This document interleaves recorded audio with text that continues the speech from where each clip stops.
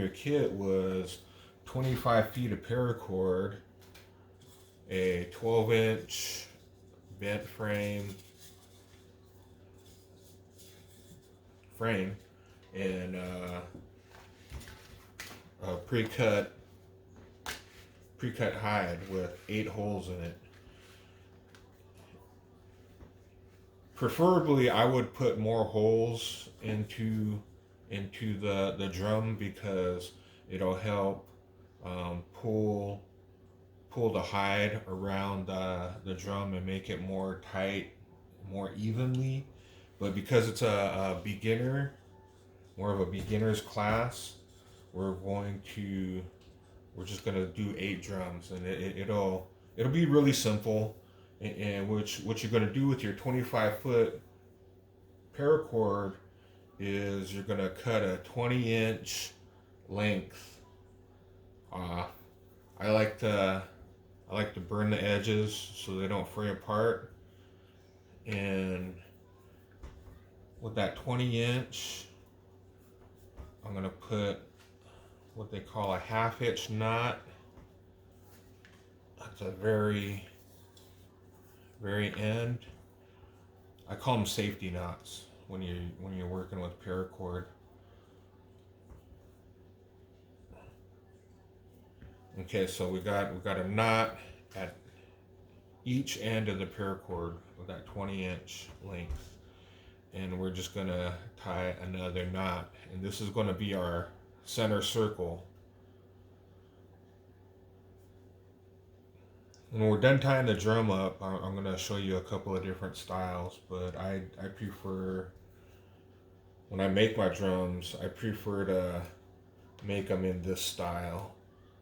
For one, paracord, it normally won't ever break on you.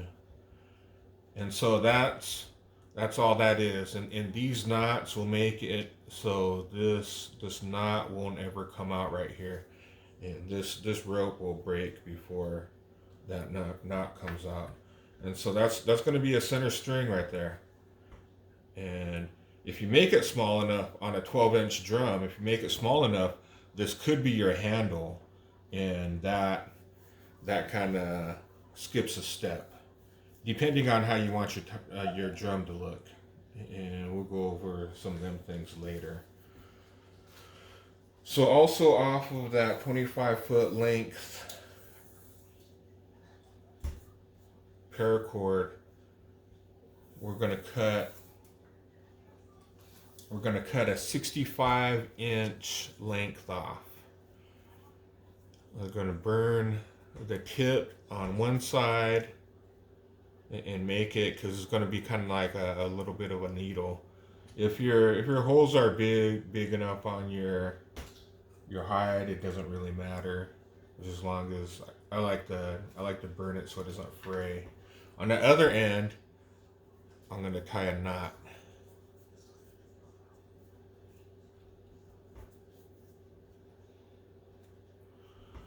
Just kind of like how we did with the center circle here. We tied a knot at the end. And what I'm going to do right here is tie a slip knot. So got that right there like that. And then I'm going to bring this through right here.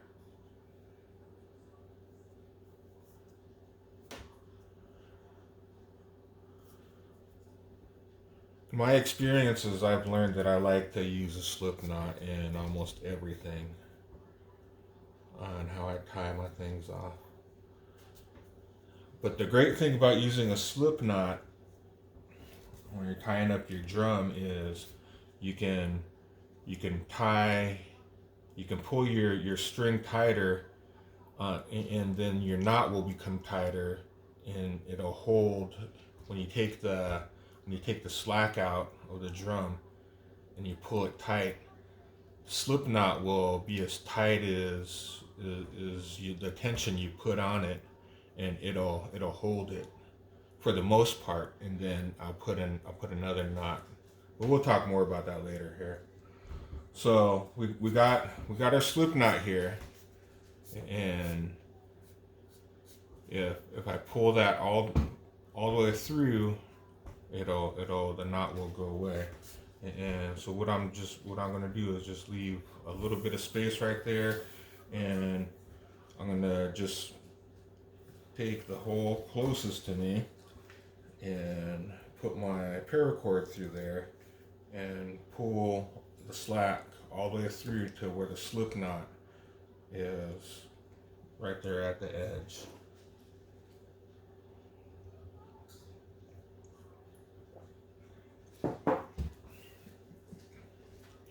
And so then we're gonna grab our center ring, and we're just gonna go. I'm just gonna kind of keep it in the middle, and then I'm gonna go clockwise here. It's just because you can go counterclockwise. It doesn't really matter. There's a million ways to tie a drum up, is what I always say. Some certain ceremonies you have to do things in a specific manner because the ceremony calls for that. When you're a part of that ceremony, that's how you tie it up. But for the most part, just being able to make noise with your drum and having your drum sound good is the goal here for most instances. So what I did is I put it through the center ring. I put it back through the hole here. I'm gonna put it back through the center ring. This stuff doesn't need to be perfectly spaced. I'm trying to keep it nice and neat so you guys that really don't know what you're looking at here, so you can kind of see what's going on. And so I put it through the rawhide hole, and then I bring it back through the center hole. And then I'm gonna take slack as I need it, and I'm gonna just continue. I'm gonna continue to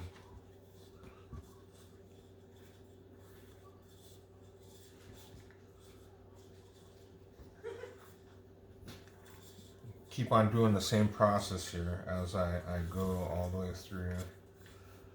Okay, so going clockwise, I started down here, went through the center hole, through the rawhide, around the center hole, through the rawhide, around the center hole, through the rawhide, and we're just going to continue to do that same thing right here. Through the center hole, through the rawhide, I'm taking the slack out. I'm kind of keeping the center ring, and in the center here. And I'm just gonna do that same thing here. And we don't need it to be perfect. It just happens that keeping it in the center, a lot of times it doesn't work that way. You wanna, as this is going along, if you can help keep it centered, is good. After we get it strung up, we're going to adjust it anyway. So if it's not centered, it's not a big deal. We're going to fix it later. So we're going to start where that slip knot is right there. We're going to start taking slack out.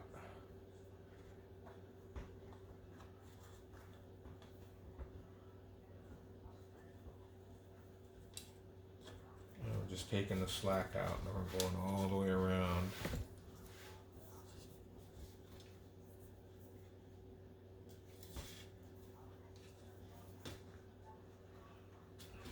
And the goal is to take enough slack out to get to the slip knot.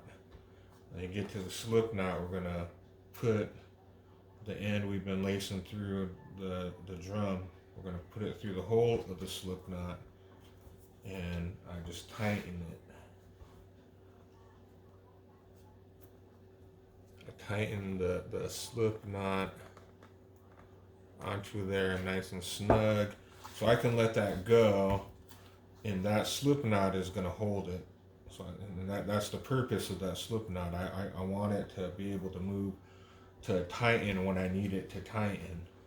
So what we're going to do here, the next step, is we're just going to try to make the drum frame even in the rawhide.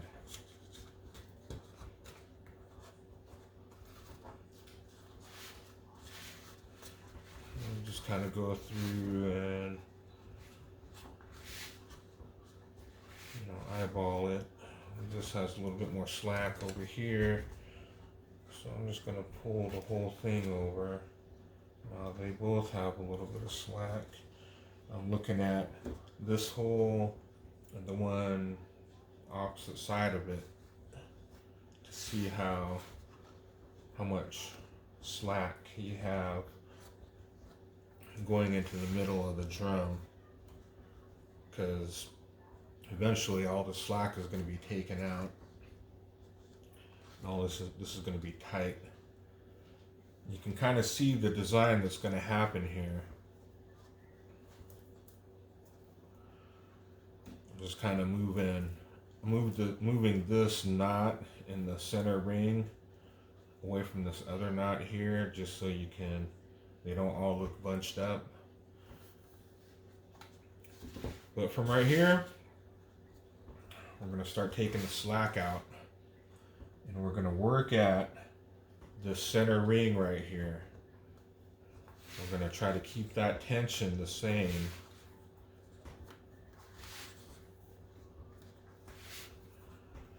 And if we need to adjust it, we can adjust it while it's still fairly, the tension is still fairly loose. So I could, when I'm drumming, I could hold that center ring because it's small enough. If this is off center, it's okay. It all depends on the comfort and when you're holding and when you're drumming. You can have it in the center perfectly as much as you can get it. You just have to rework the tension. So this is really short over here, this is really long over here. What I would do is I would start taking tension away from that part over here, and I'm gonna put it over here to where I want, and so my center ring just moved from being right here to being right there. And so that's just gonna be our little goal. We're gonna try to put it in the center. Sometimes it's nice when the handle is off to the side a little bit. And so all I'm doing is I'm taking the tension from this side and I'm going clockwise. And for me, I'm right-handed. This is just the more comfortable way. It doesn't have to be clockwise. If you're left-handed, it may be comfortable if you go the other way. String it, do everything. You're not really doing everything in the opposite. And so there we go. And depending on how thin your hide is, your kit should have come with a deer hide.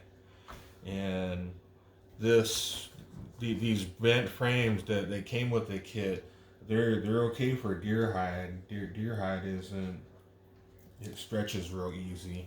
So sometimes you put a buffalo hide or you put an elk hide on one of these bent frames like that, and they warp, and you see it all the time in a lot of people's drums, and sometimes they break, and when drums start to warp, they just kind of don't look right and doesn't seem right, and so personally I make my own drum frames. Me and William, we kind of fine-tuned our style in making drum frames. We make cedar rings, and we cut probably about 24, 25, 26 different pieces, and it being the cedar is a lot lighter, and then because it's lighter, you can go thicker, and it adds a little bit more structure to your drum frame. and so then a lot of times it all goes to your glue too. So if you use you have the right glue, then your drum won't 99% of the time the drum frames they won't warp, they won't break. I've heard of one of our drum frames breaking once out of, I don't know, all the hundreds that are out there. But those are the differences in between nicer drums that are meant to be used. Sometimes we'll sing for hours and hours at a time, depending on what's going on, celebration or ceremony or whatever. But there's specific purposes. Like on a deer hide drum, you're not going to want to hit it really hard because the deer hide stretches really easy. It'll warp real easy, real easy, get warped real easy, or it'll tear real easy. So those are the differences. Elk hide is harder when you're drumming. It's really hard stretching them. Deer hide is really tough, or not deer hide. Buffalo hide is really tough. Is my preferred one.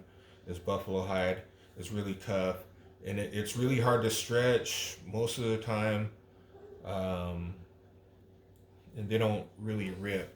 Elk hide eventually they seem to rip at some point, and so horse hide is a good one.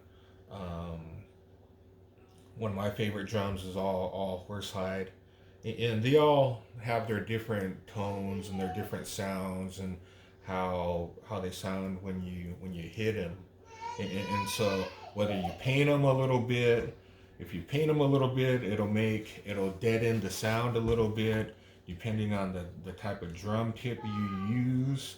Well, makes the sound different, and so this is our goal right here for the most part. Sometimes when the hide is really thin, that's as tight as you need to make a deer hide drum. This hide, I can feel it. It's a little bit thicker. I can look at the holes.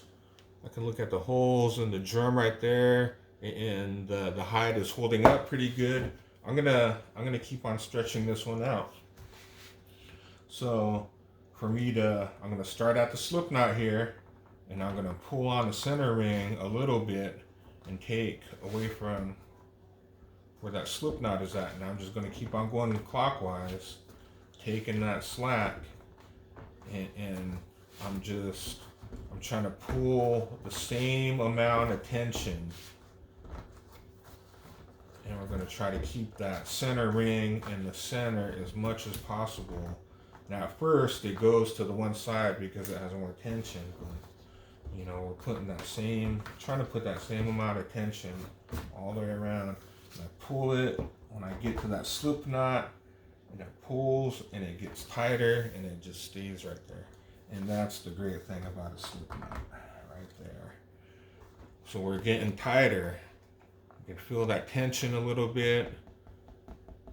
You can see that tension a little bit. And I think that's good right there for a deer hide drum. Well, it's still just a little bit loose right there. See, more holes would have taken care of that, and that would be perfect right there. And so however the drum looks when it dries is how it's going to look. So you can try to pull these up. Sometimes these will stick and they'll stay. You can pull that slack up like that.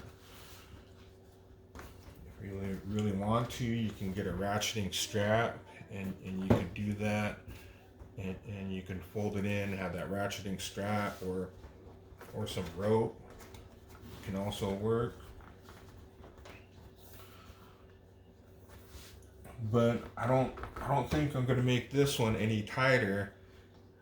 There's my slip knot. So what I'm gonna do right there, I'm gonna put a half hitch knot.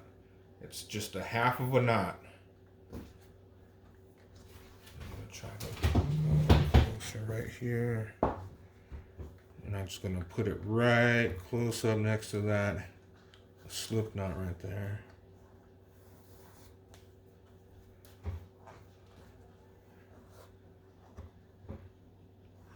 Right there.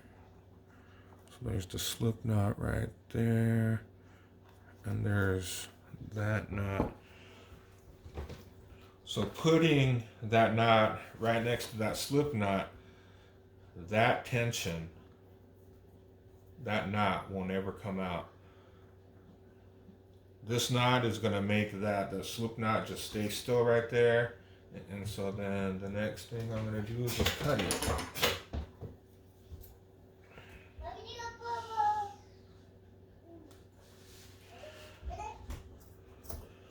You hear my baby girl Solstice in the background there.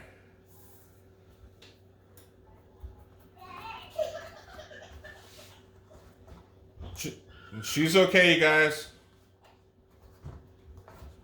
And there we go. So I would hold this right here. And I think we're gonna pause.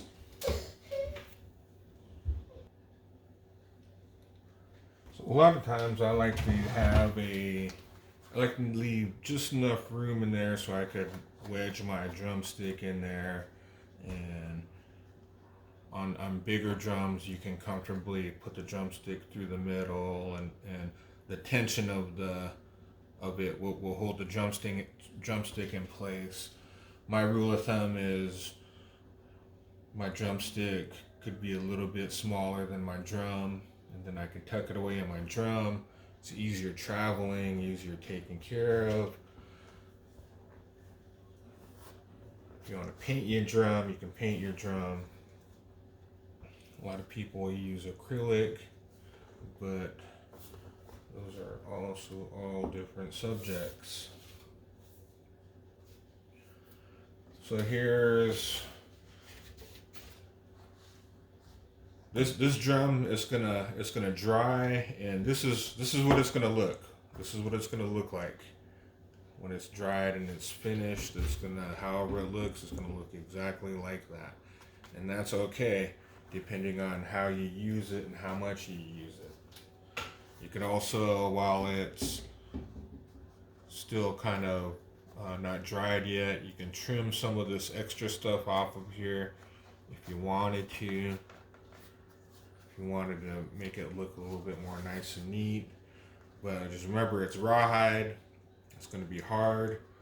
And if you use it all the time and it rubs you in a certain area, it could rub your skin raw. I'm just saying, you want to make it comfortable if you're going to use it all the time. One of my good friends, Marco Zumba, he's from South America. This was his first drum. Our teachings on our Northwest here are you give your first things away that you make. And see, all he did was he laced it with rawhide, and he went around the rawhide, laced it, and then he tied his handle with more rawhide and stretched it and kind of made it the tension it is. And then he took more rawhide, and that's how he made his handle. And so then the cool thing about rawhide is when it dries, it just stays that form. So this ain't ever really gonna move. This handle the way it is like that, how it's tied off like that. You didn't even really need to make a knot. You just tied some thread around it, and it's always gonna hold like that. That's just how rawhide is. Here's another drum. This is the inner circle right here.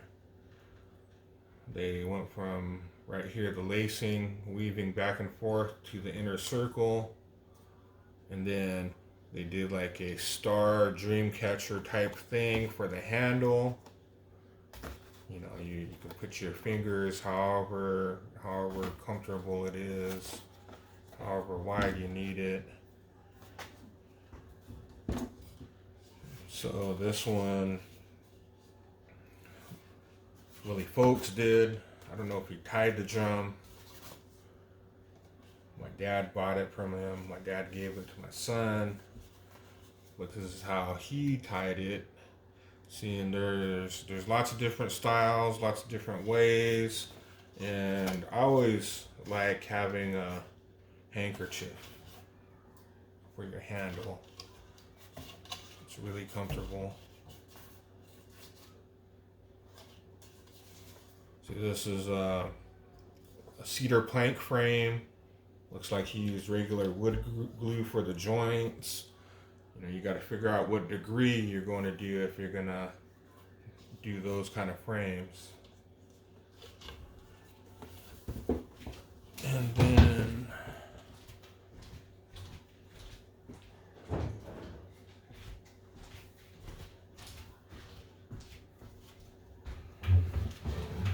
here's one that I use all the time. This one is a 20-inch, or yeah, this one is a 20-inch right here. And it's tied the way that we just tied our drum. There's just more holes in it, that's all. The drum was dyed, dried. Here's another one.